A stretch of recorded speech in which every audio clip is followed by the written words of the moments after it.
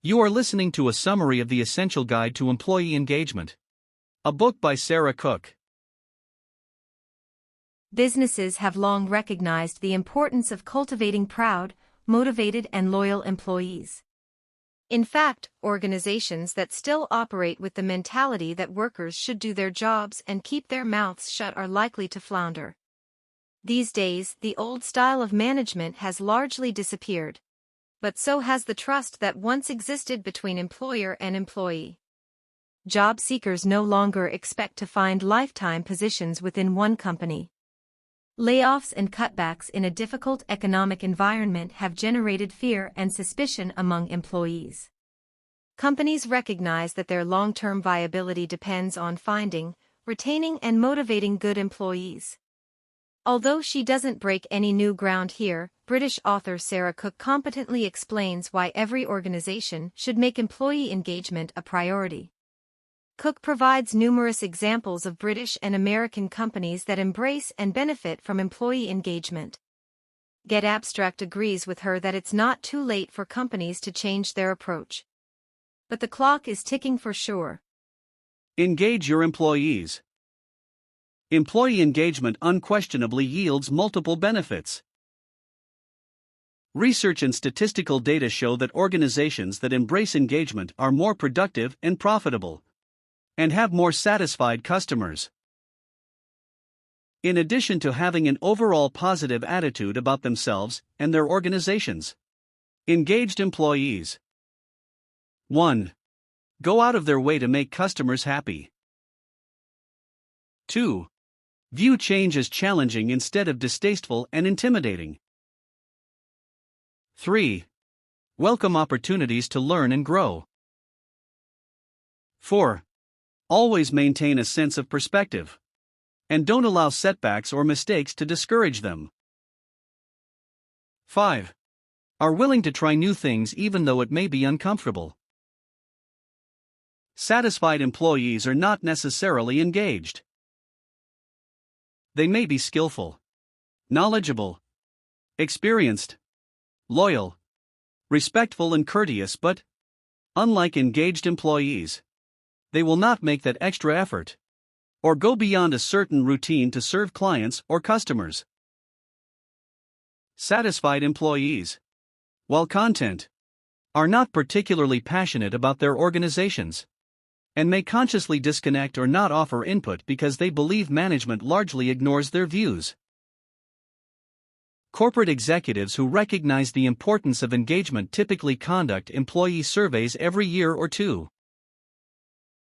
They encourage their employees to offer candid assessments of the company, their divisions, their colleagues, and their superiors.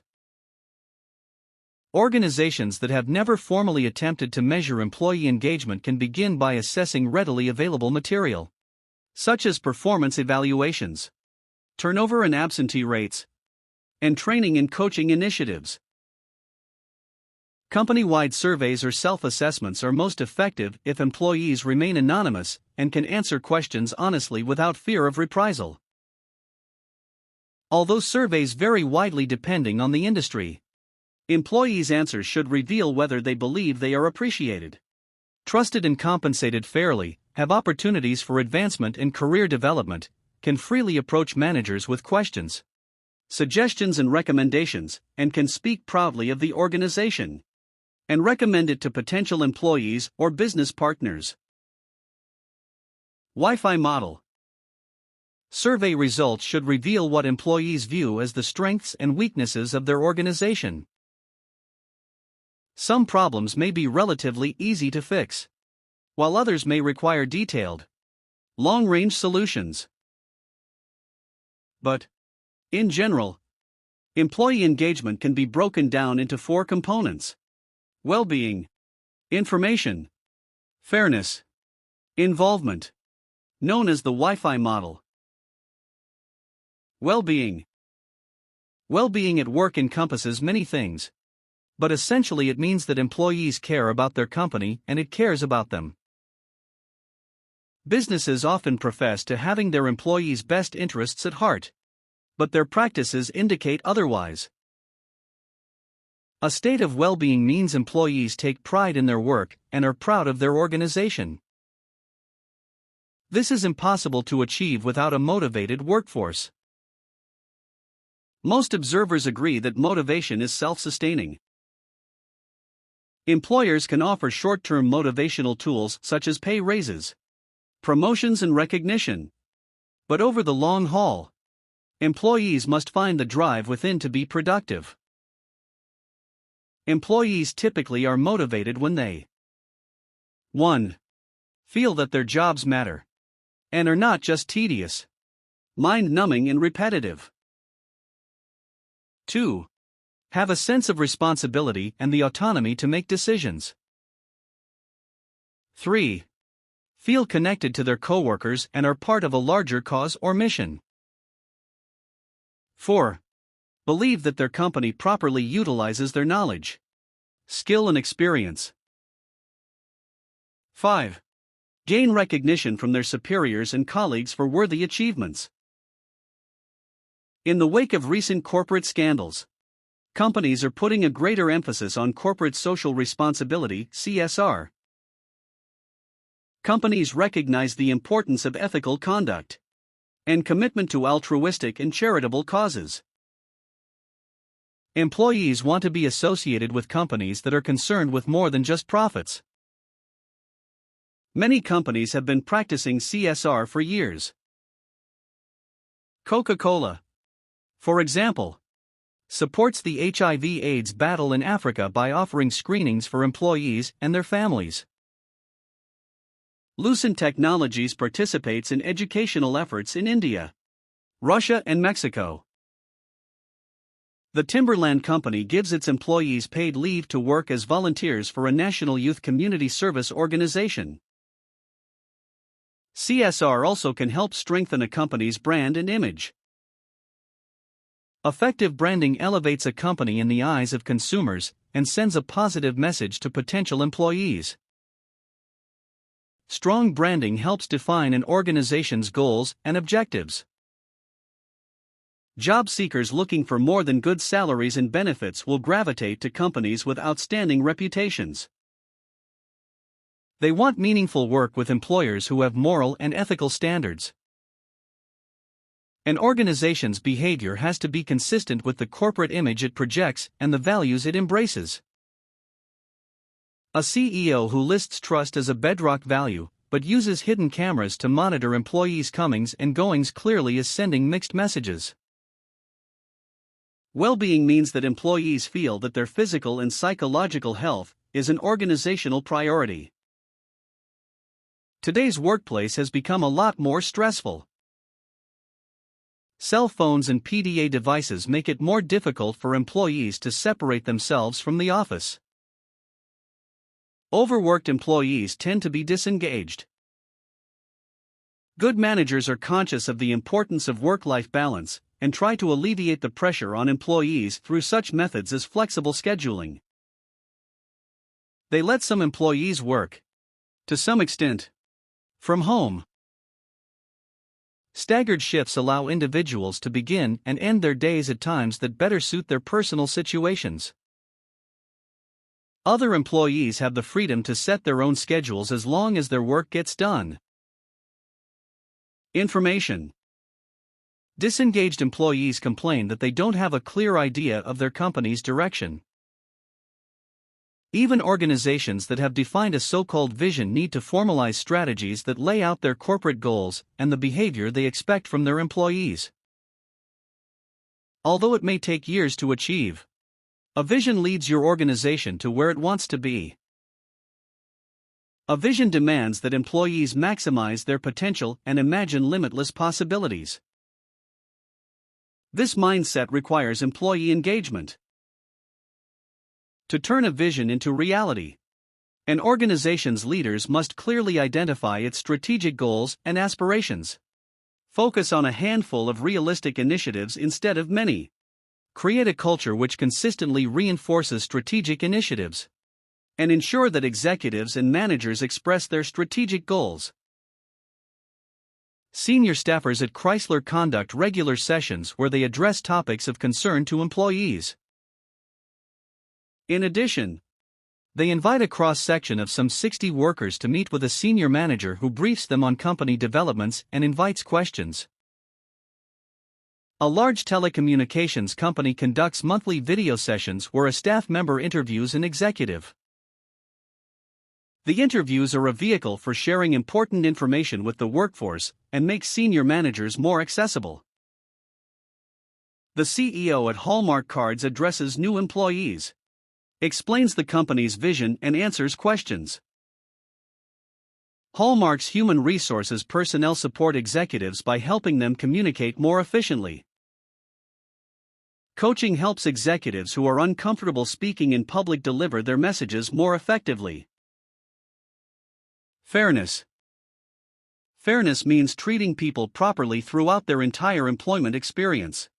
From recruitment and hiring to professional development to rewards and promotion. Southwest Airlines managers place a premium on attitude and values, hiring only people who seem likely to fit in well with the culture, and individual skills are secondary. Companies that carefully screen candidates have lower attrition rates and save thousands of dollars filling vacancies. Assessment tests should take into account a candidate's potential behavior and his or her ability to react to circumstances that may arise on the job. Good managers are careful not to throw new hires straight into the fire. A gradual transition allows employees to become acclimated to the corporate environment. A new employee's first weeks on the job can determine whether he or she will get a favorable impression, and may set the tone for years to come. Many employees complain about insufficient feedback about their performance. Part of the problem is that managers find performance reviews annoying and time-consuming. However, failure to provide regular and constructive feedback harms morale and adversely affects motivation. The policy at one large U.S. pharmaceutical company, for example, is to withhold merit pay from managers who do not complete performance reviews on time. Ideally, performance assessments should include a mechanism for identifying training and development opportunities.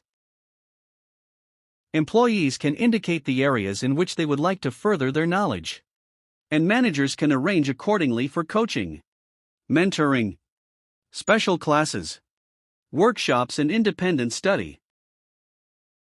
Of course, training initiatives must be in line with departmental and corporate objectives. Wawa, which operates some 500 convenience stores across the U.S., pays the tuition of employees who enroll at specific colleges.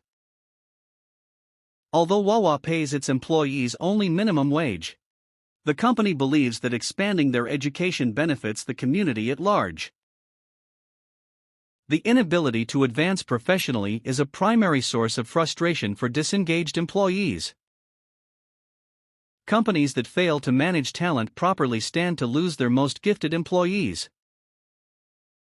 Organizations worldwide recognize that the talent pool in many sectors is shrinking, placing a premium on development and retention. Exceptional employees must have stimulating, challenging work. They should have access to managers and mentors they respect, and should be able to trust that their managers will acknowledge their abilities and award their accomplishments. Too many managers dwell on the negative and are quick to point out employees' shortcomings, but slow to acknowledge their achievements. The workplace should be a positive environment where managers praise individual and group efforts. Some companies empower supervisors to award monetary prizes for exceptional work. But smaller tokens of appreciation, bringing in lunch for staffers or allowing everyone to leave early, can be equally effective. Involvement. Involvement means keeping lines of communication open throughout an organization. Managers and employees should interact constantly. Some managers choose not to engage with their staff, or refuse to delegate tasks because of their basic insecurities and control issues. They're worried that their department's performance will reflect negatively upon them, or are frightened that someone else will do the job just as well and expose their shortcomings. They don't believe their people are competent. At some point, executives must overrule such practices. Managers must give employees the autonomy and authority to make independent decisions. Empowered employees are more productive, creative, and energetic. They feel more responsible. Honda, one of the world's most successful automakers, encourages its employees to be proactive and communicate across divisions. As a result, Honda employees are exceptionally proud of their company. Not surprisingly, Honda automobile owners benefit the most from this attitude.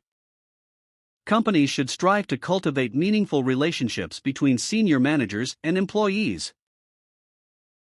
Managers who spend the majority of their time locked in their offices quickly lose touch with the basic needs and concerns of their staff.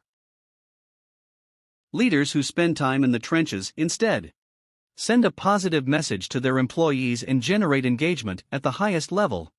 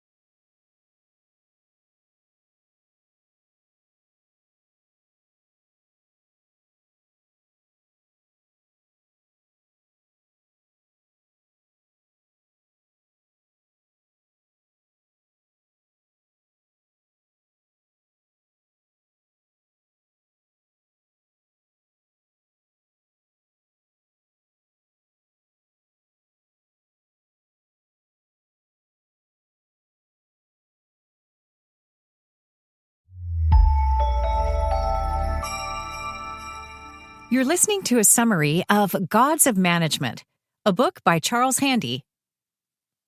Philosopher Charles Handy compares today's dominant management styles to the qualities of 4 mythological Greek gods. Drawing archetypal inspiration from Zeus, Apollo, Athena, and Dionysus, Handy breaks down the subtle differences that inform competing approaches to management. He argues that today's managers face making the transition from a hierarchical corporate Apollonian culture to a more diverse democratic one. In this evergreen business classic, Handy posits that increased complexity and individualism will fuel a reign of new managerial gods. Okay, first, let's hear takeaway 1. The mythological Greek gods embody contemporary management archetypes. The ancient Greeks saw their gods as more than theological deities. Each god represented specific interests and values. People decided which gods they would serve according to their sense of alignment with each deity's symbolic emphasis. Today, leaders can choose among 4 different management styles in corresponding corporate cultures represented by the mythological gods: Zeus, Apollo, Athena, and Dionysus. Each god symbolically embodies different leadership views of influence, power, human motivation, change, and the future of work. Now let's move on to takeaway number 2. Leaders must understand 4 Greek god-inspired cultures. Use the power of these Greek god-inspired cultures to help you navigate different contexts. First, the club culture. The organizational culture that Zeus represents relies on divisions of labor with those closest to the organization's center, wielding the most influence and power, and all workers reporting to a central authority. Zeus-like cultures are pervasive in entrepreneurial organizations, investment banks, brokerage firms, and certain startups. This culture values speed over quality. In such organizations, empathy hinges on trust and affinity. Second, the role culture. Apollo's organizational culture embraces rules, flowcharts, and order. Roles have more clout than personalities in this bureaucratic culture, which values predictability and stability. Life insurance companies, state industries, and local governments embody Apollonian culture. Third, the task culture. Athena's culture calls on teams to identify problems, find solutions, and allocate resources in a continuous process. Athena, the warrior goddess, leads a loosely connected network of commando units, mostly autonomous teams working together toward a shared mission. Companies that thrive on variety or that are expanding, such as advertising agencies, consultancy groups, and those launching new products, adhere to this culture. And fourth, the existential culture. Dionysus, the hedonistic god of wine, rules existential cultures that attract those who want to rule their own destiny. Here, unlike in the other 3 cultures, the individual doesn't serve the organization. The culture exists to support individuals. For example, when doctors, artists, attorneys, or architects work together, they cooperate to achieve individual goals. Managers have less status in such organizations, where people view them as capable of tackling unpleasant, necessary tasks as a housekeeper might. Great. So now we can move on to the third takeaway. Each mythological god has a different approach to changing and managing teams and to setting incentives. Each of the 4 cultures uses the power of thinking in different ways and has a distinct strategy about learning. For example, a Zeus-like leader is an intuitive thinker who learns quickly through testing ideas and making mistakes. Zeus's club cultures value learning through apprenticeship. Learning isn't an open activity, but is carried out secretively to avoid the appearance of weakness. Apollonian leaders are analytical, logical, sequential thinkers. They view learning as an acquisitive training process that prepares individuals for new roles. Athenians value continuous learning and team approaches to problem solving. They see areas that need improvement as problems to solve together. Athenian organizations value individual self-development, with team members often bidding for new roles. Dionysians tend to be flexible thinkers who prefer learning through experience. They resent anyone who tries to plan their future for them and oppose hierarchical thinking. Each mythological god represents different management approaches to influencing, changing, motivating, and rewarding teams. Zeus-like cultures enact change by replacing people rather than transforming them. Those who know powerful people wield the most influence. Power motivates Zeus, who rewards people by expanding their responsibility in networks. In duty-based Apollonian cultures, change means updating roles, structures, or systems. Leaders reward and motivate Apollonian teams by expanding their formal authority and bestowing the status symbols that accompany greater responsibility, such as expense accounts and executive cars. Athenian teams change when leaders persuade their team members to agree to change, with individuals finding motivation in serving a common purpose. To reward and motivate Athenians, give them opportunities for self-development, variety in assignments, and results-based paychecks. Dionysians resent those who try to influence them, so approach any change as a negotiation. They regard being creative and improving the world as rewards in themselves. Well, so far so good. Now let's listen to takeaway 4. 4 forces shape organizations and their cultures: size, life cycles, work patterns, and personnel. 4 factors influence your workplace culture. The first factor is size. Larger organizations tend to be more Apollonian because their leaders rely on formal control and coordination methods as teams grow to larger than 10 people and organizations become more impersonal. Second, life cycles. Organizations that cycle through change most quickly tend to be Athenian. These rapid-paced organizations prioritize problem-solving over administrative capacity. The third factor is work patterns. Organizations can work by following several different kinds of patterns. They can use flow patterns, such as assembly lines, that use one section's work as input for others. They can follow repeated copy patterns, as in branch banking or gasoline stations, and produce identical work in each separate section. They can select unit patterns for independently operating sections, such as independent small businesses. Copy and flow patterns work best in Apollonian cultures. Organizations that use unit patterns tend to be Zeus-like. But they can be Athenian or Dionysian when teachers or other professionals work in collaborative environments. And finally, people. The generation into which you were born, your early experiences, and your environment form your cultural expectations and preferences. For example, today's individualistic youth culture doesn't generally align easily with the role culture of Apollo. Occupations that require less education tend to prefer Zeus-like cultures, while those demanding higher education levels are often more Dionysian or Athenian. Differences in personality influence your cultural preferences. An individualist, for example, wouldn't enjoy working in a team-based Athenian culture. All right, let's now hear the 5th takeaway. National differences contribute to variations in corporate cultures. Organizations develop different default cultures, in part due to their social and national contexts. When social psychologist Geert Hofstede researched the cultural differences of various nations, including interviewing personnel in 40 countries, he concluded that national differences manifest themselves most sharply in how people perceive uncertainty, individualism, masculinity, and power. In short, it depends on whether people approve or disapprove of hierarchies. For example, in Austria and Germany, people tend to dislike uncertainty.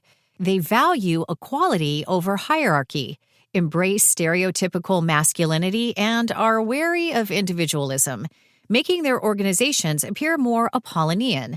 In France, by contrast, people tend to enjoy power, hierarchy, and individualism, while eschewing risk-taking, which makes their workplace cultures more Zeus-like. These are cultural generalizations.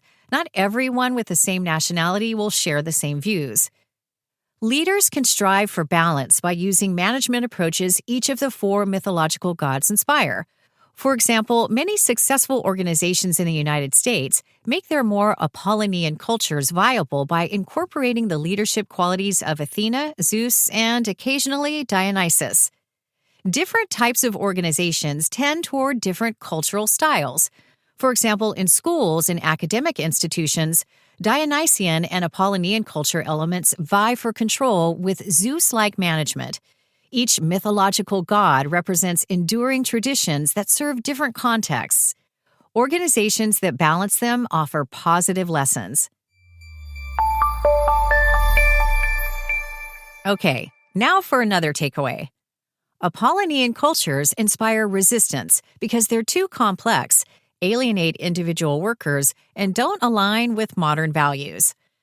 As individual imperatives such as increased personal choice disrupt organizational imperatives like corporate growth, the dominant Apollonian cultural model must contend with 3 facets of resistance. First, complexity. Critics argue that Apollonian structures are too big to properly manage complexity.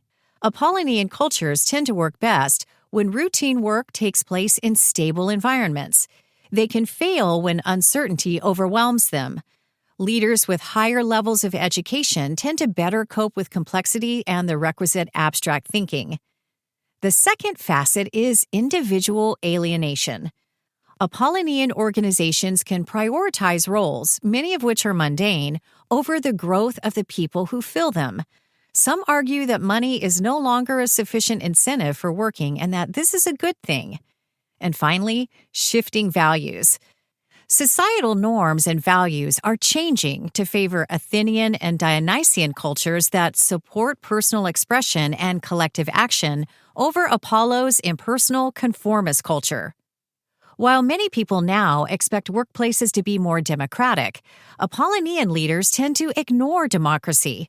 Top-down decision-making may be more efficient, but Apollonian leaders should realize that workers in societies that lack scarcity regard the cost of efficiency as too high. Now we've reached the 7th takeaway. Apollonian domination is ending as Dionysus, Athena, and Zeus prove emergent. To remain relevant, Apollonian organizations must change to prioritize the needs of the individual. Using federalism as a model, combining interdependence and independence, successful future organizations will resemble cities of villages or smaller groups that work together toward a broader vision. Athenian and Dionysian values will become the new norms, so organizations that cling to rigid hierarchies and stifle debate won't survive. Imagine problem-solving Athenians, Dionysian professionals and craftsmen, and Apollonians working alongside one another with a Zeus-like center uniting them in a common purpose. Today's emerging corporate culture operates on the basis of management by consent. Employees expect to be asked to perform their jobs, not told. The term management seems dated. Many professionals dislike the notion of someone managing them, since it implies control or manipulation. Organizations should no longer view people as resources to deploy, but as valuable contributing individuals with inalienable rights. Okay, so now we can hear the 8th and final takeaway. Organizations must adapt to survive as they replace their dominant gods. Organizations are restructuring and adapting to survive, resulting in cultures that no longer favor their old mythological gods. Societal shifts underway include the move toward a more Dionysian society that values credentials or other evidence of continuous learning and retraining, the decline of long-term employment and the emergence of a more contractual economy, changes to norms surrounding ownership in the form of cooperatives or discounted shares for workers, and new paradigms or assumptions about the nature of work in society. For example, women dramatically change workplace norms as they gain power and influence. Leaders must not risk dystopian scenarios in which people endure increasing splits along socioeconomic lines. which divide those who work from those who cannot keep up. If your organization cannot envision change, your competitors or industry disruptors will overtake you. Well, that was a summary of Gods of Management, a book by Charles Handy. Let's recap those 8 takeaways one more time. Takeaway 1. The mythological Greek gods embody contemporary management archetypes.